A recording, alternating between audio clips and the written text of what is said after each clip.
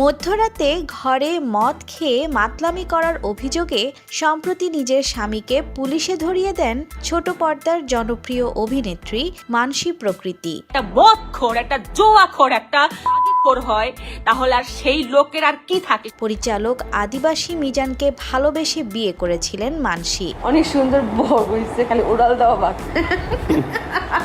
কিন্তু প্রতিরাতে মদ্যপান ও নেশাগ্রস্ত হয়ে মানসীকে নির্যাতন করে তার স্বামী।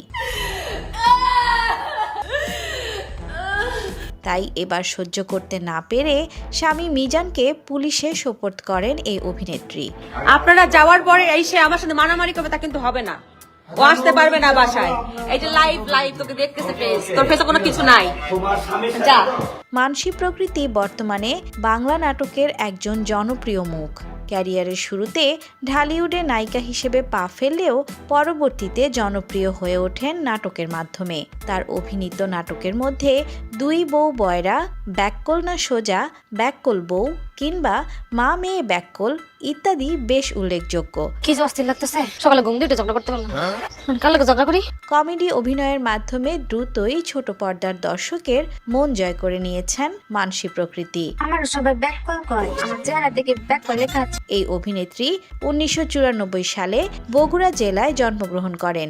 ছোটবেলা থেকে অভিনয়ে আসার ইচ্ছা ছিল তার। বর্তমানে ঢাকাই নাটকে বেশ পরিপক্ক অভিনেত্রী হিসেবে পরিচিত মানসী প্রকৃতি। কিন্তু বাস্তব জীবনে স্বামীকে নিয়ে এমন সাংসারিক অশান্তি দেখে দুঃখ পাচ্ছেন মানসীর দর্শকরা। প্রমাণ পাইছেন একটা মাতাল যখন যা বলে মানুষ তাই বিশ্বাস করে।